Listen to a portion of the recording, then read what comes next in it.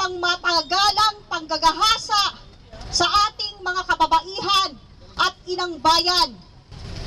Ang Mutual Defense Treaty ay nagluwal ng iba pang kasunduan katulad ng Military Bases US Agreement at ang Visiting Forces Agreement na bukod sa tinalakay ng paghahari ng hegemonya ng Amerika sa politiko-militar ng ating bansa ay nagluwal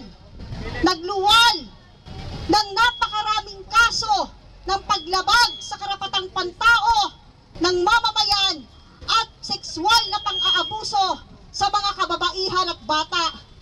Hindi po natin makakalimutan ang libu-libong biktima ng military bases at ng Visiting Forces Agreement. Hindi po natin makakalimutan ang mga tulad ni Nicole na napatunayan ng naghahasa sa korte ay napawalang sala pa ang manggagahasa sapagkat pinuproteksyonan din ng mga tratadong ito ang mga kriminal. Pinoprotesto po natin yung hindi pantay na relasyon at ugnayan sa pagitan ng Amerika at ng Pilipinas. At itong pagdalaw ni Secretary Hillary Clinton ay pagpapatibay ng ilang dekada ng hindi pantay na relasyon. At kasama nga dyan yung pagpapatibay nitong Mutual Defense Treaty na 6 na dekada na po na umiiral pero hindi naman talaga napakinabangan ng mga Pilipino, mas napakinabangan ng US.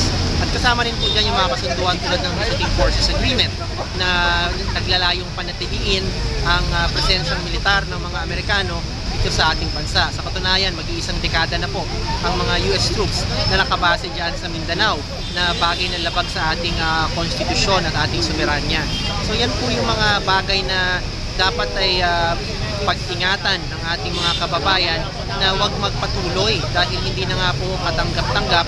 Nakakalungkot lang na yung ating pamahalaan ay umaayon ng buong buo sa mga kasunduang ito at walang balak na igiit yung pambansang soberanya. Kailangan na pong basura ang mga hindi pantay na kasunduan. Kabilang na ang Mutual Defense Treaty, ang Visiting Forces Agreement.